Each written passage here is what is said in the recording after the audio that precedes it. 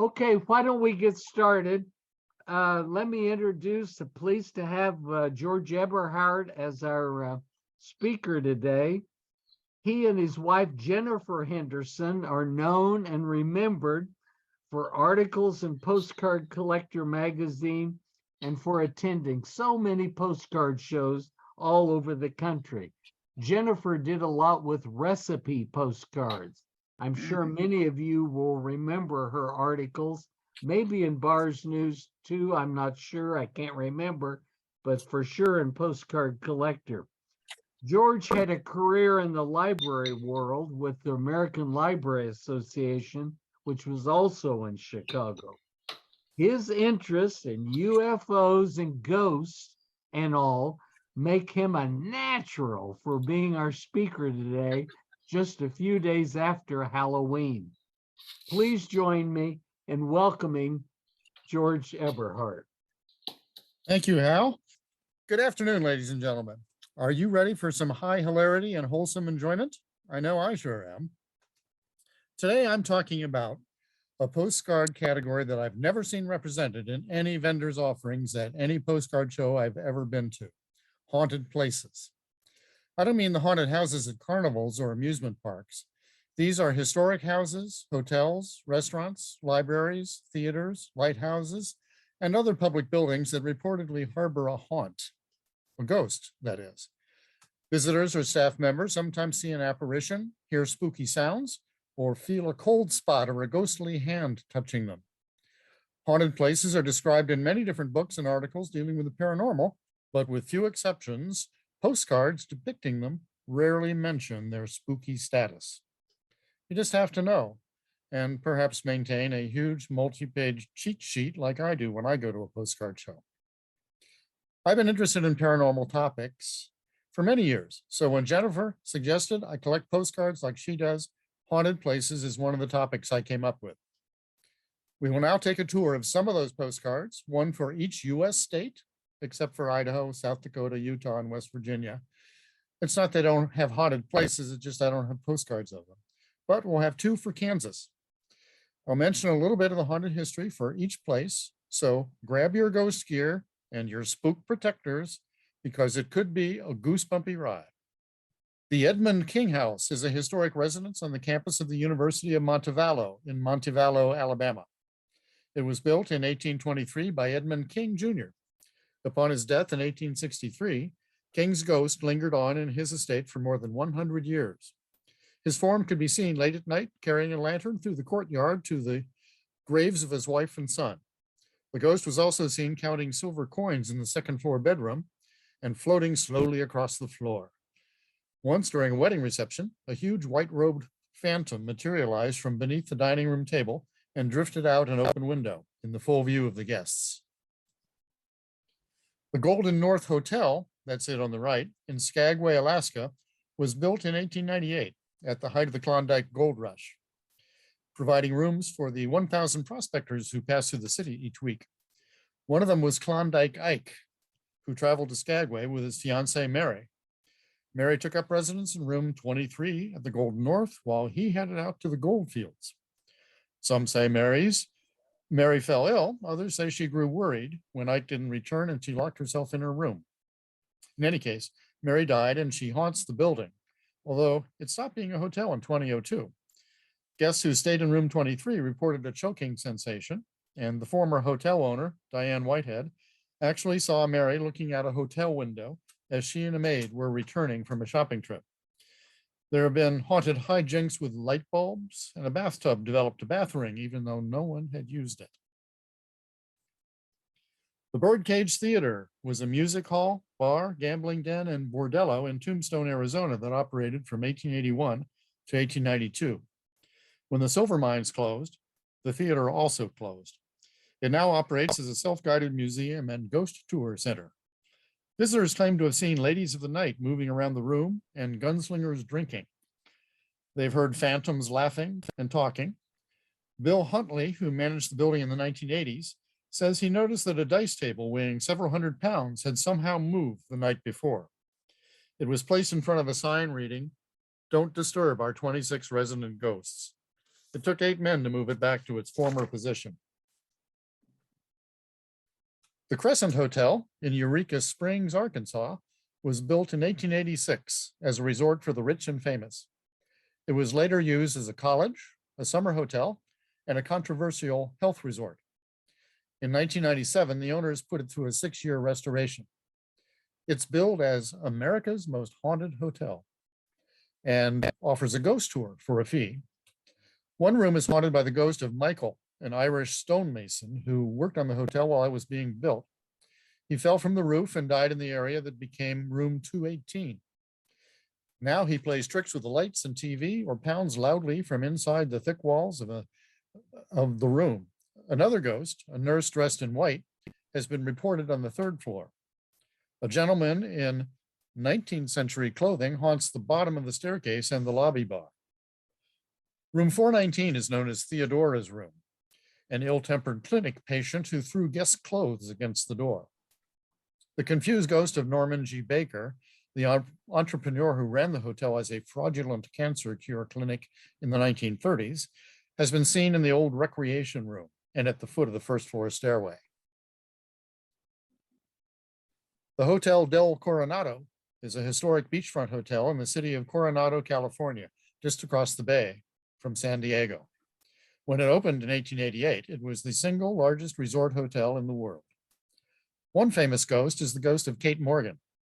On November 24, 1892, she checked into room 302.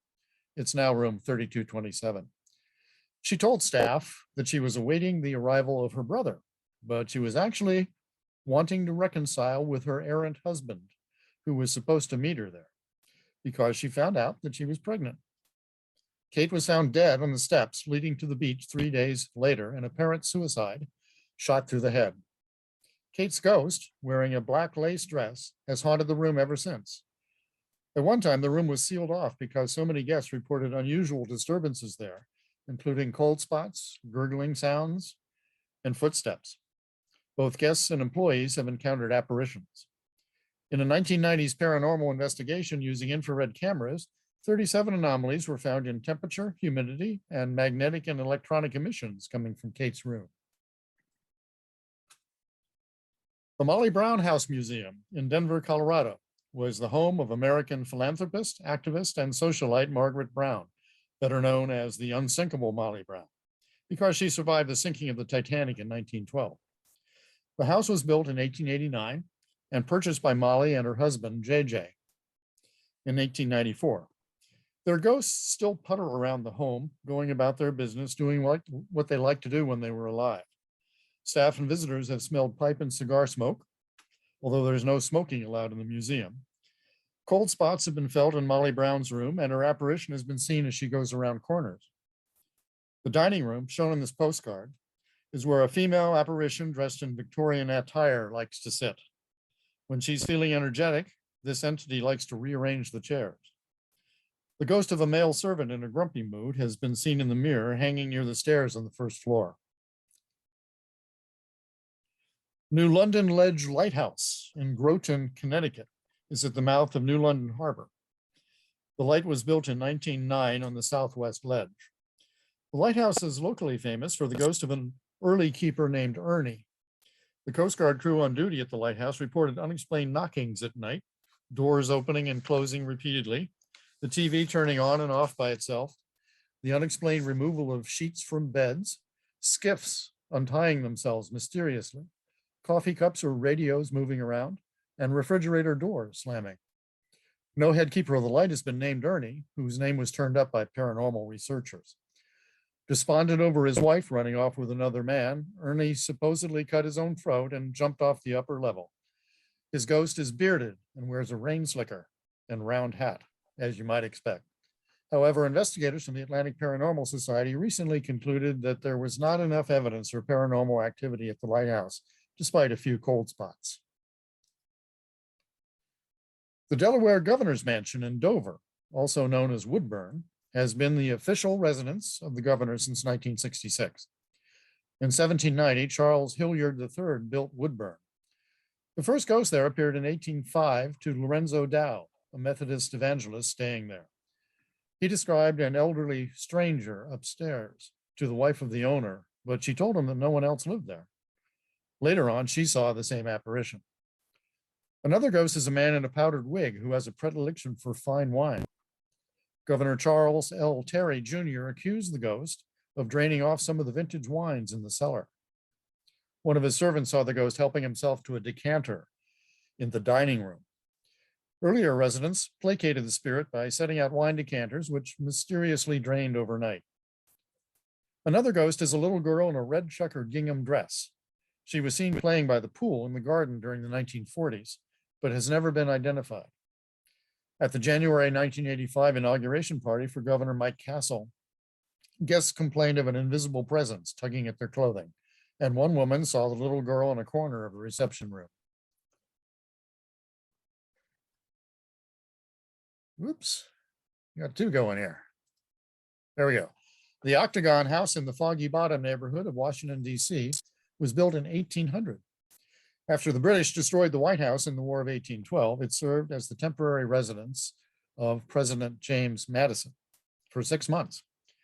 The Octagon opened as a museum in 1970. Apparitions have reportedly been seen or felt in many spots, including the spiral staircase, the second and third floor landings, the third floor bedroom, and the garden area.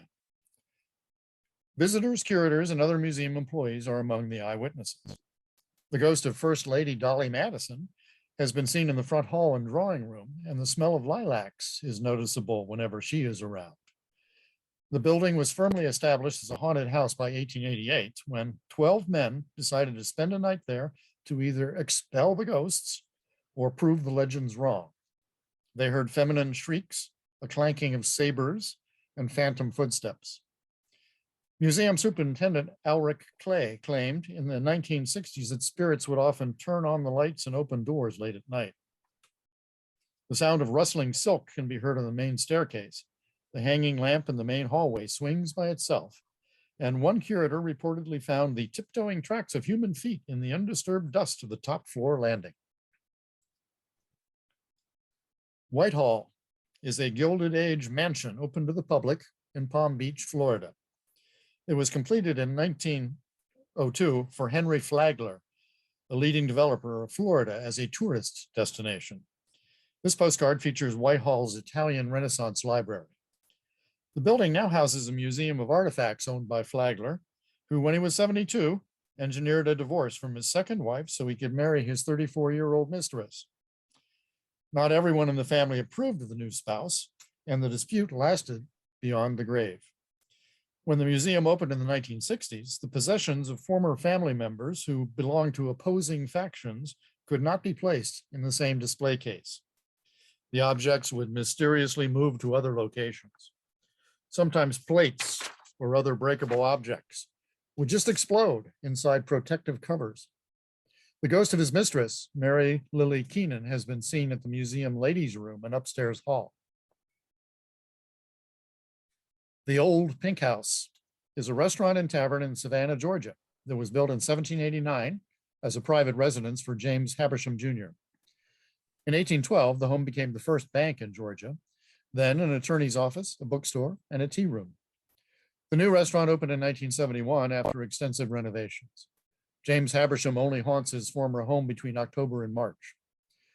Nearly all the Old Pink House restaurant staff have run into him. Sometimes he's seen wearing colonial garb and drinking ale. One witness recounts that he often straightens table settings and puts chairs into their plates. Someone else commented that sometimes if a server leaves her station kind of messy, he'll come back when there's no one else down there and it'll be perfectly straightened up. Apparently, another spirit in the Pink House enjoys playing pranks on some of the diners. Menus, which are placed upright in the middle of the table, will fall forward towards the guest for no reason. Often the menu will hit a glass of wine, knocking it onto the table or into the lap of the person enjoying their meal. The Iolani Palace was the royal residence of the rulers of the Kingdom of Hawaii, located in the capital district of downtown Honolulu. The building was used as the territorial and state capital from 1893 to 1969. It was restored as a museum in 1978. The palace was the site of the overthrow of the Hawaiian throne and the imprisonment of Queen Liliuokalani. Many died during this turbulent period, and it's said that the female spirit who wanders the grounds outside is a product of that violence. She's sometimes seen in the summer as a glowing white figure roaming the courtyard near the fountain. A tour guide recalls bringing a group on a guided ghost tour in downtown Honolulu on a Sunday evening in 2006. The group stopped by the King Kamehameha statue across the street from the palace. From that vantage point, the guide spotted the silhouette of a Hawaiian woman peering out from the window of the second floor bedroom. The garish colors on this 1970s postcard depicting that steak joint in Chicago's Old Town do not do disservice to its Victorian style elegance. The restaurant was in existence from 1962 to 1996 and shared a wall with Chicago's famous Second City Comedy Club. The restaurant was haunted by many ghosts. Regular seances were often held upstairs in one of the dining rooms by notable psychics and celebrities, including sportscaster Jack Brickhouse's wife. Some of the activity in the building included shadowy figures, movement of objects, strange sounds, and cold drafts, especially on the central staircase. The management had a problem keeping night help. One second floor waitress was grabbed by the wrists and dragged screaming along the carpet to the brink of the stairs to be left with a heel broken off of her shoe and deep fingerprints around her wrist. The manager and a busboy heard her and did a thorough search for a perpetrator, but found no one. She quit that evening. A bartender came face to face with a pair of glowing yellow eyes while working on the books one night. The building now houses the Adobo Grill, which has not publicly reported any hauntings. The Willard Library in Evansville, Indiana, is probably America's most famous haunted library.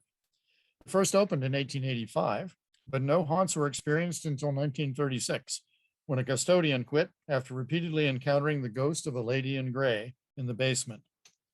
Since then, janitors, employees, and patrons have all reported seeing the ghost, feeling cold spots, or smelling the perfume of the elusive ghost near the elevator, near the restrooms, or in the children's room. Library director Greg Hager said there have been reports on the second floor of chairs being pulled away from the tables after being meticulously pushed in, and file boxes jumping 3 feet or more from the shelf as if pushed or thrown. A former custodian also once heard typing coming from a corner of the second floor, but the library was closed. No one was in the corner, and there was no typewriter. In 1999, Hager and a local newspaper editor came up with the idea to set up a webcam that sent a live picture to a server every 30 seconds so that it could be viewed on the internet. There are now webcams in 6 different locations that can record any odd observations. According to Hager, the Gray Lady's most recent appearance in the original building was in 2010. A new edition opened in 2015, and so far the library staff has only received 2 reports of strange goings-on there. The Matthias Ham House is a 19th century house in Dubuque, Iowa, built by shipping tycoon Matthias Ham in 1840. Ghostly manifestations have been reported there since it opened as a museum in 1964.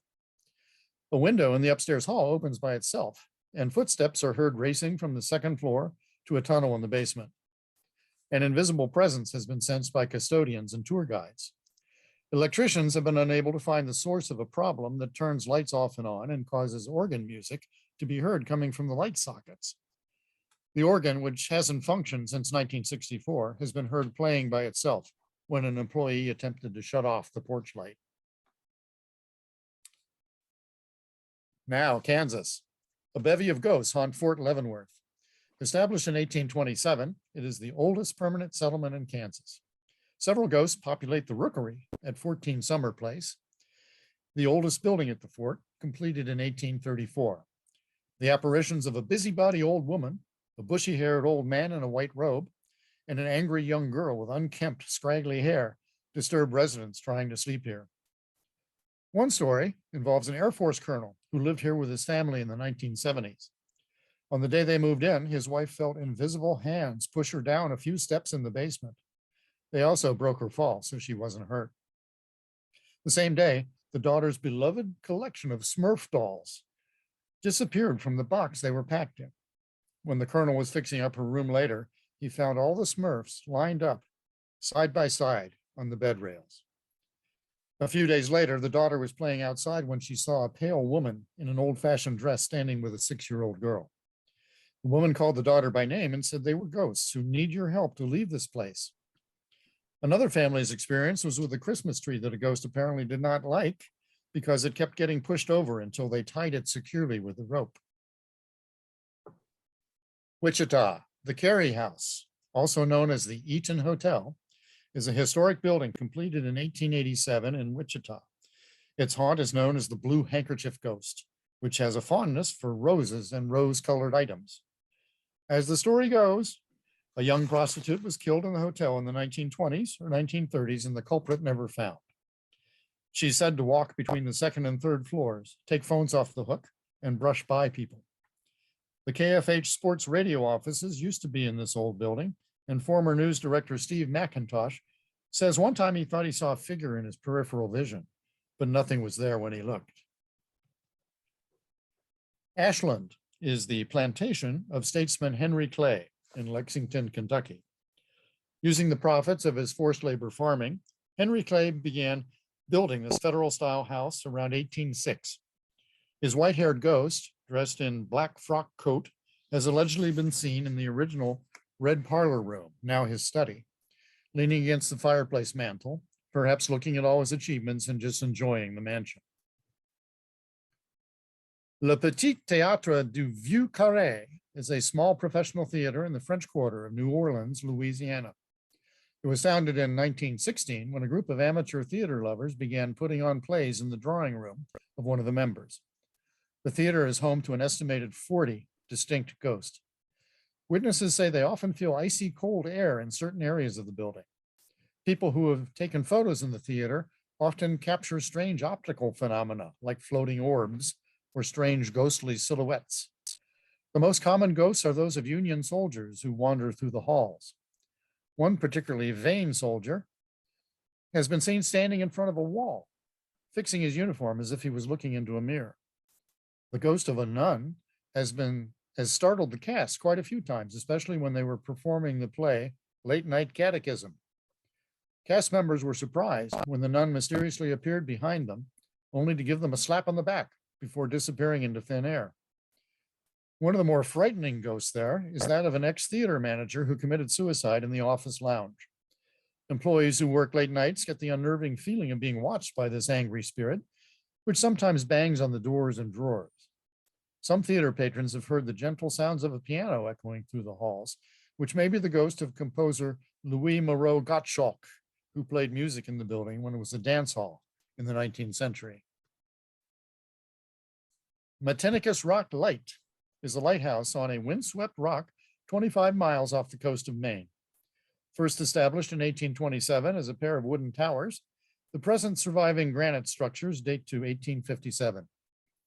When Horace Beck visited the light in the 1950s to research his book, The Folklore of Maine, he was told by the Coast Guard that a door in the North Tower was kept locked to keep a ghost inside. They told Beck that many years ago, a lighthouse keeper had hanged himself in that tower, and since that time, his spirit could be heard roaming through the tower on dark, windy nights. The ghost also broke dishes, slammed doors, and made equipment malfunction. The crew on the island learned the only way to control it was to keep the North Tower door locked. That ghost story continued until at least the 1970s, when men stationed on the island claimed a strange light could be seen coming from the abandoned North Tower on dark nights. The crew nicknamed the ghost Mo. This version of the USS Constellation has been residing in retirement in Baltimore Harbor, Maryland, since it was decommissioned in 1955.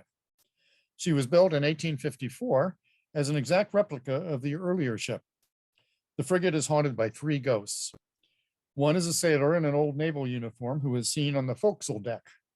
His appearances were so regular that Lieutenant Commander Alan Ross Brougham took a blurry photo of him on December 27, 1955, that was published in the Baltimore Sun 4 days later. The image was believed to be an officer.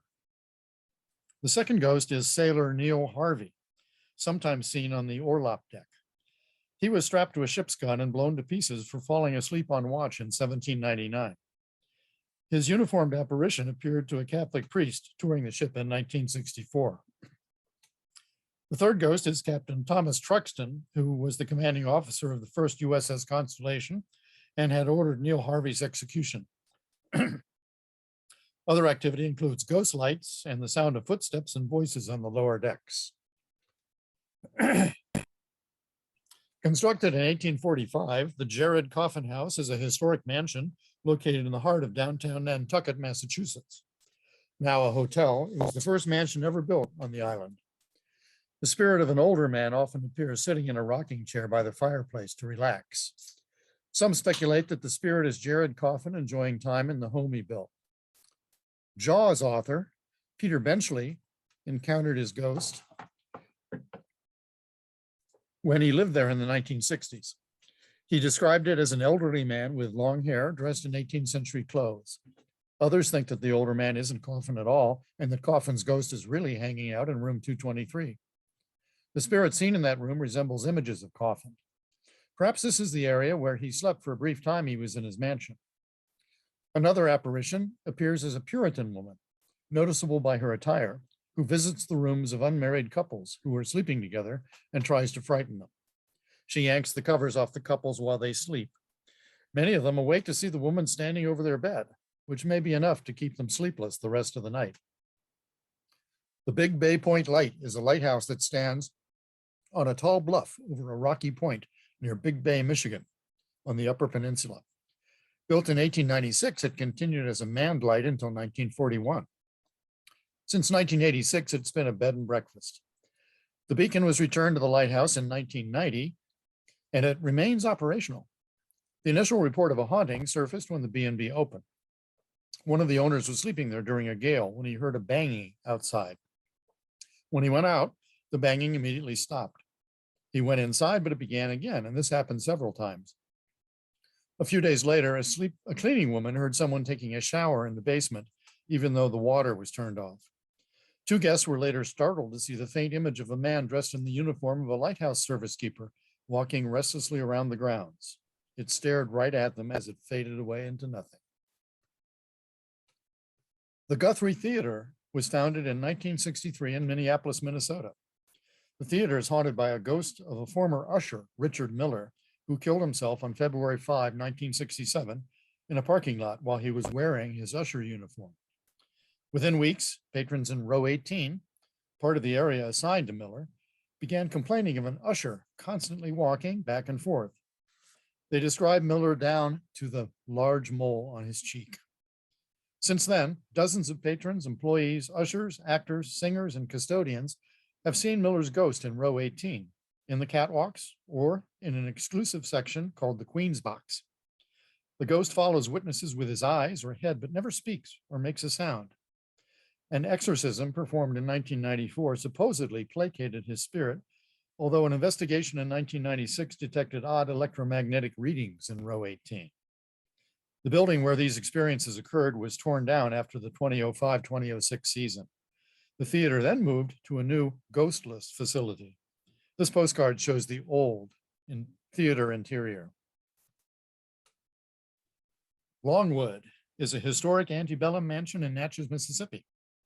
Samuel Sloan, a Philadelphia architect, designed the home in 1859 for cotton planter Haller Nutt. Work was halted in 1861 at the start of the Civil War, and Nutt died of pneumonia in 1864, leaving the work incomplete. Longwood survived decades of neglect and near abandonment to become one of Natchez's most popular attractions. Haller and his wife, Julia, relished the new attention lavished on their former home and have been known to startle tour guides.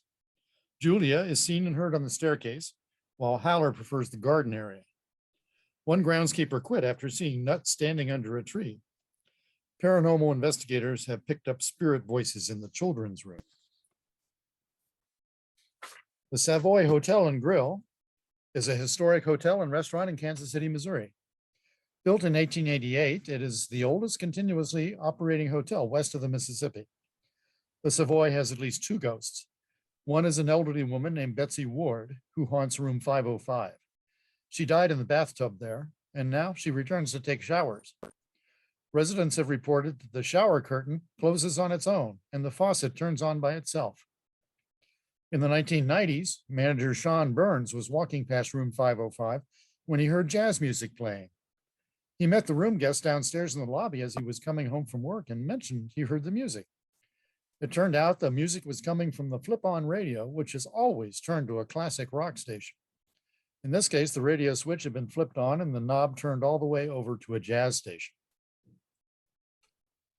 The Copper King Mansion is a 34-room home that was built from 1884 to 1888 as the Butte, Montana residence of William Andrews Clark, one of Montana's 3 famous Copper Kings. A cold presence seems to haunt the game room. A cheery presence is felt in the old chapel and ballroom and can be a bit of a tease with people who are fearful of spirits. A light-colored thing that floats and moves around has been reported in the basement and the first floor hallway. The house is now a bed and breakfast, and its proprietor insists there are no ghosts there. Designed by New York architect Bertram Grosvenor Goodhue in 1920, the Nebraska State Capitol building in Lincoln was completed in 1932. Its 400-foot tower can be seen up to 20 miles away. Visitors to the interior rotunda's dome observation deck report hearing the sounds of a man sobbing, usually on the southeast side of the building. There are several likely candidates for the Capitol ghost. One is a prison inmate who had a heart attack in 1968 while stringing Christmas lights on the outside of the dome. Another possibility is a man in the 1950s who fell 10 floors when he leaned too far over the railing of the spiral staircase. People sense that they are being watched and have felt unseen presences keeping them company. Witnesses have seen a black mist on various stairways throughout the building. Of the 100 saloons in Virginia City, Nevada, the Delta Saloon was the most famous for its gaming room where Bonanza Kings played Pharaoh. The suicide table here is haunted by the ghost of Black Jake. This notorious gambler owned the Delta Saloon in the 1860s. One evening, he lost $70,000 at the Pharaoh table, where he committed suicide by shooting himself. Afterward, players at the table reported seeing the ghost of Black Jake putting a gun to his head. The second owner is said to have killed himself at the table as well. Soon, no one would sit there, and it was retired from use. It was converted into a blackjack table in the late 1890s, and its stark reputation was forgotten until one stormy night. A miner who had been cleaned out of some other gambling house stumbled in half drunk. As the story goes, he gambled a gold ring against a $5 gold piece and won. He played all night long, and by morning had won over $86,000 in cash, a team of horses, and an interest in a gold mine, everything the owner of the saloon had. The owner's suicide retired the table for good, and it's hanging there like it is now, I think, still. Built in 1881, the home of John E. Seiss in Portsmouth, New Hampshire, was expanded in 1885 and opened as the Seiss Inn Hotel. Suite 214 was haunted by a peculiar spirit. Sometimes the room door would not open, no matter what key was used. At other times, the door was found open for no apparent reason. Trails of ice cubes led from the ice machine into the empty suite, where the ice would be found scattered on the floor. Once, a potted plant flew off of a coffee table, which prompted a terrified guest to demand an unhaunted room. Another guest reported that someone invisible had laid down on the bed beside her. A rocking chair started moving by itself in the middle of the night in the guest breakfast room. All the windows were shut, so there was no breeze. After an elaborate renovation of the property in 2014, the building reopened as the Hotel Portsmouth. The new owners are silent on whether there have been any phenomena since the renovation. Phyllis Parker, the female ghost at the Bernardsville, New Jersey Public Library's former building, was so active that the staff issued it a library card. Beginning in 1974, employees started seeing an apparition moving through the front rooms of the library building, which was a tavern during the Revolutionary War. The ghost is said to be that of Phyllis Parker, the innkeeper's daughter, who suffered a nervous breakdown when her British spy boyfriend was executed. The last known Phyllis sighting took place in November 1989 when a 3-year-old boy saw a lady in a long white dress in the reading room and said hello to her. In 2000, the library moved into a new modern building, leaving the home of the library ghost, which now hosts a performance academy. The Lodge Resort and Spa in Cloudcroft, New Mexico, had its origins in 1899 as housing for railway employees. It was originally known as Cloudcroft Lodge until 1909, when it burned to the ground. Its second incarnation was finished in 1911.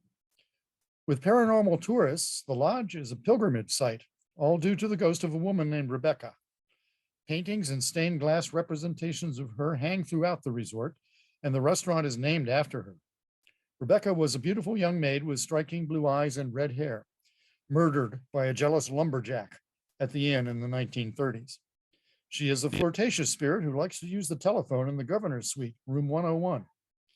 Guests in that room sometimes receive phone calls from nowhere, and operators say that the line in that room is often lit up even when no one is in the suite.